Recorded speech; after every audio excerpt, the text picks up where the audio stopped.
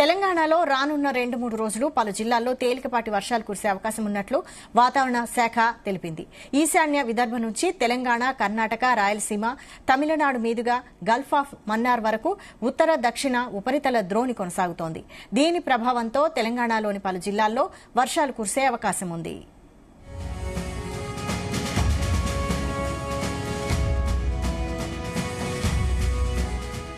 అల్పపీడన ద్రోణి సముద్ర మట్టం నుంచి సగటున 1.5 కిలోమీటర్ల ఎత్తులో కొనసాగుతోంది.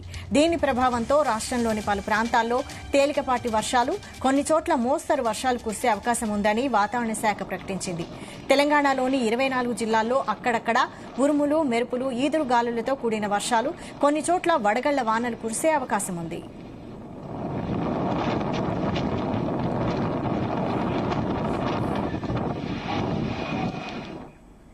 తెలంగాణలో కొన్ని జిల్లాల్లో ఎండలు, మరికొన్ని జిల్లాల్లో వర్షాలు పడుతున్నాయి.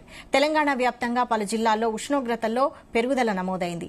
ఆదివారం ఆదిలాబాద్లో అత్యధిక గరిష్ట ఉష్ణోగ్రత 43.5 డిగ్రీల సెల్సియస్ నమోదైంది. మెదక్లో 23.8 డిగ్రీల సెల్సియస్ నమోదైంది. రానున్న 2 రోజులు పలు ప్రాంతాల్లో గరిష్ట ఉష్ణోగ్రతలు సాధారణం కంటే అధికంగా నమోదయ్యే అవకాశం ఉందని హెచ్చరించింది. ఇదే అంశానికి సంబంధించి మరిన్ని డీటెయిల్స్ మా ప్రతినిధి రాజు పటేల్ అందిస్తారు. రాజు పటేల్. Good afternoon Vaishali. తెలంగాణలో మనకు గత కొద్ది రోజులుగా మనకు విభిన్నమైనటువంటి వాతావరణ మార్పులు కనిపిస్తున్నాయి.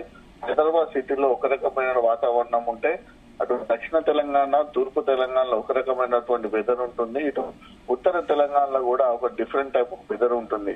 కొన్ని జిల్లాల్లోనేమో మనకు టెంపరేచర్ హైగా నమోదవుతుంది. సాధారణ కంటే ఎక్కువ స్థాయిలో ఉష్ణోగ్రతలు కొన్ని జిల్లాల్లో నమోదవుతుండగా, కొన్ని జిల్లాల్లో మాత్రము తక్కువ ఉష్ణోగ్రతలు నమోదై ఒక తేలికపాటి నుంచి మోస్తారు వర్షాలు పడుతున్నాయి, ఎదురుగాలు వీస్తున్నాయి, వడగళ్ల వాన కూడా కొన్ని జిల్లాలు పడుతుంది. కొన్ని జిల్లాలనేమో, కొన్ని ఏరియాలనేమో సాధారణంగానే వర్షపాతం ఉంటుంది. హైదరాబాద్ లాంటి సిటీలో మార్నింగ్ టైంలోనూ మనకు ఆల్రెడీ హీట్ ఎక్కువ అవుతుంది. ఉష్ణోగ్రత టెంపరేచర్ ఎక్కువ నమోదు వచ్చేసరికి భారీ ఈదురుగాలులతో కూడినటువంటి వర్షాలు పడుతున్నాయి. ఈదురుగాలులకు చెట్లు కూలిపోతున్నాయి, ట్రాన్స్ఫార్మర్ కూలిపోతున్నాయి. వర్షం పడడంతో ట్రాఫిక్ కూడా జామ్ అయి గంటల పాటు హైదరాబాద్ నగర వాసులకు ఇబ్బంది కలుగుతుంది. ఇక మనకు ఒకసారి మన తూర్పు దక్షిణ తెలంగాణ జిల్లాలు కనుక చూసుకుంటే, అటు ఉమ్మడి వరంగల్ జిల్లా, ఉమ్మడి ఖమ్మం జిల్లా, ఉమ్మడి నల్గొండ జిల్లాలో గత 2-3 రోజుల నుంచి కూడా తేలికపాటి నుంచి మోస్తారు వర్షాలు పడుతుంది. దీంతో పడినటువంటి వర్షాలకు, వరదలకు ధాన్యం కొట్టుకోబోతుంది. వరి ధాన్యం పూర్తిగా తడిసిపోయి అన్నదాతలకు తీవ్రమైనటువంటి నష్టం జరుగుతుంది. ఇటు ఉత్తర తెలంగాణ జిల్లాకు సంబంధించి నిజామాబాద్ గానీ, ఇటు ఆదిలాబాద్ గానీ, ఇటు కరీంనగర్ జిల్లాలు, ఈ జిల్లాలనేమో టెంపరేచర్ ఎక్కువగా నమోదవుతుంది. సాధారణ ఉష్ణోగ్రత కంటే ఎక్కువ స్థాయిలో ఉష్ణోగ్రత నమోదవుతుంది. ఆదిలాబాద్ లో గత మనకు 2 రోజుల నుంచి కనుక ఉష్ణోగ్రత నమోదైనటువంటి వివరాలు తీసుకుంటే, మొన్న శనివారం రోజు రికార్డ్ స్థాయిలో 43.8 డిగ్రీల ఉష్ణోగ్రత నమోదు కాక, నిన్న ఆదివారం 43.5 డిగ్రీల సెల్సియస్ నమోదైంది. అంటే హై టెంపరేచర్ మనకు ఉమ్మడి ఆదిలాబాద్ జిల్లాలో కనిపిస్తుంది. 43.2 గానీ 43.4 డిగ్రీలు ఇటు కరీంనగర్, నిజామాబాద్ జిల్లాలో ఈ లెవెల్లో మనకు డిగ్రీల సెల్సియస్ ఉష్ణోగ్రత నమోదవుతుంది. అంటే కొన్ని జిల్లాలనేమో హై టెంపరేచర్ నమోదవుతుంటే, కొన్ని జిల్లాలనేమో వర్షాలు పడుతున్నటువంటి విభిన్న వాతావరణంలోని మార్పులు తెలంగాణలో గత కొద్ది రోజు కనిపిస్తుంది. దీంతో ప్రజలతో పాటు అన్నదాతలు కూడా ఆందోళనకు గురవుతున్నారు.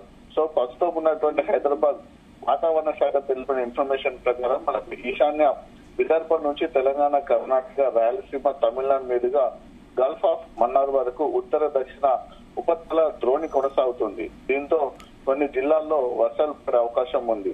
అల్పపీడన ద్రోణి సముద్ర మట్టం నుంచి సగటున 1.5 కిలోమీటర్ల ఎత్తులో కొనసాగుతుంది.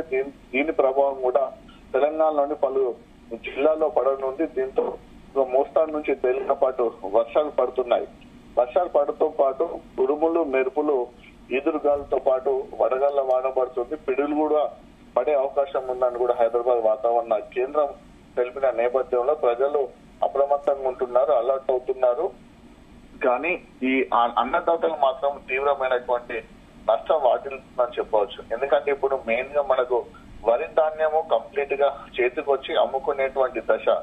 కోసినటువంటి పంటను ఆరబెట్టి, ఆరిన పంటను అటు ప్రభుత్వం కొనుగోలు సెంటర్లకు కానీ ప్రైవేట్ గా మనకు మిల్లర్లకు కానీ పిఎస్సి సెంటర్లకు కానీ అమ్ముకునేటువంటి సమయం ఇది. ఈ సమయంలో ఆరబోసినటువంటి ధాన్యము అకాల వర్షానికి తడుస్తుంది.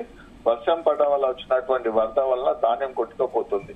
దీంతో రైతులకు పెద్ద ఎత్తున కూడా పంట నష్టం జరుగుతుంది. ఇలా జరిగినటువంటి పంట నష్టానికి ప్రభుత్వం కూడా చెల్లించడం లేదు. ఈ పంట నష్టము ప్రభుత్వ లెక్కల్లో కానీ, ఇన్సూరెన్స్ కంపెనీలకు లెక్కల్లో కానీ, ఇన్సూరెన్స్ ఏజెన్సీలో కానీ వాళ్ళు పరిగణలోకి తీసుకుపోవడం లేదు. సో దీంతో రైతులకు పెద్ద ఎత్తున నష్టం జరుగుతుంది. ఇక కోయడానికి సిద్ధంగా ఉన్నటువంటి వరి పంట నేల కొరికి అలా కూడా రైతులకు నష్టం జరుగుతుంది.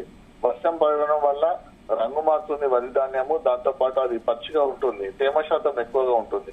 తేమ శాతం ఎక్కువగా ఉంటున్న ఉద్దేశంతో మిల్లర్లు కూడా ఆ వడ్లను కొనడం లేదు. దీంతో ఒక క్వింటాలకు 3 నుంచి 4 కిలోలు చొప్పున కూడా కటింగ్ చేస్తున్నారు. ఇట్లా కూడా రైతులకు నష్టం జరుగుతుంది. అంటే ఏ విధంగా చూసినప్పుడు కూడా ఇప్పుడు ఉన్నటువంటి వాతావరణ పరిస్థితులు అన్నదాతలను, రైతు కుటుంబాలను కూడా పూర్తి స్థాయిలో నష్టపరిచే విధంగా ఉందని చెప్పవచ్చు. సో వెదర్ కు అనుకూలంగా, వాతావరణ సిచ్యువేషన్స్ కి అనుకూలంగా రైతులు కూడా తమ పంటను త్వరగా అమ్ముకోవడానికి ప్రయత్నాలు చేస్తున్నారు. చేతికి వచ్చినటువంటి పంటను గానీ, కోసినటువంటి పంటను గానీ అమ్ముకోవడానికి కూడా తగు జాగ్రత్తలు తీసుకుంటున్నారు. అయినప్పటికీ కూడా ప్రకృతి ప్రకోపం నుంచి అన్నదాతలు తమ పంటను రక్షించుకునే క్రమంలో కూడా పూర్తి స్థాయిలో సంరక్షించుకునే పరిస్థితులు కానీ, ఆ విధమైనటువంటి ఫెసిలిటీస్ కానీ ప్రభుత్వం కానీ, మార్కెటింగ్ శాఖ కానీ కల్పించడం లేదు. ఎందుకంటే రైతులకు పెద్ద ఎత్తున వరి ధాన్యం ఆరబోసినట్టు ఇటు మార్కెటింగ్ శాఖ కానీ, ప్రభుత్వం కానీ మనకు కప్పుకోవడానికి వరి ధాన్యాన్ని తడవకుండా ఉంచుకోవడానికి టార్పాలిన్ కవర్స్ ఇవ్వాలి.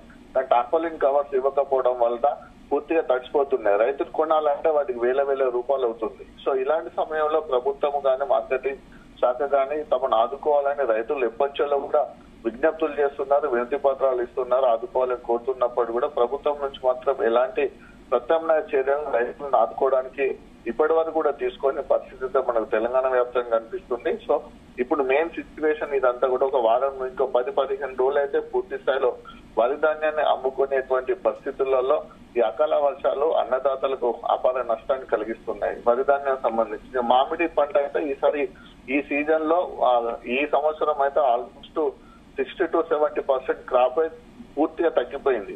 ఉన్న ఒక 30 to 40% మామిడి కాయలు చేతికొచ్చి అమ్ముకున్నామంటే ఈదుగాళ్ల వల్ల అవి కూడా కింద పడిపోయి అలా మామిడి పంటలకు నష్టం జరుగుతుంది. ఇప్పటి వరకు మామిడి రైతులకు ప్రభుత్వం నష్టపరిహారం చెల్లించలేదు. వాళ్ళు ఎవ్రీ ఇయర్ ఇన్సూరెన్స్ ఏజెన్సీలకు కడుతున్నప్పటికీ కూడా వాళ్ళ యొక్క పంట నష్టాన్ని అంచనా వేసింది లేదు, ప్రభుత్వం పరిహారం చెల్లించలేదు. సో ఇలా ఏ రకాలుగా చూసుకున్నా సరే, ఏ పంటకు సంబంధించి అయినా సరే, అటు మిర్చి పంట అయినా, పసుపు పంట అయినా, ఏదైనా సరే ఇదంతా మెయిన్ సీజన్ అన్నట్టు. ఈ 10-15 రోజులంతా కూడా కంప్లీట్ గా పంటలు చేతికొచ్చి రైతులు అమ్ముకునేటువంటి చివరి దశ ఇది. ఈ చివరి దశలో పిల్లల లెక్క ప్రాణంగా చూసుకున్నటువంటి పంటలు పూర్తి స్థాయిలో ఈ వర్షాలకు వరదలు కొట్టుకపోవడంతో రైతు కుటుంబాలు కన్నీరు పున్నీరుగా ఏడుస్తున్నాయి. ప్రభుత్వం పంట నష్ట పరిహారం చెల్లించి ఆదుకోవాలని కూడా కోరుతున్నటువంటి పరిస్థితి వర్షాలు పడుతున్నటువంటి తెలంగాణ జిల్లాలో మనకు కనిపిస్తుంది. Right, thank you Raj Patel.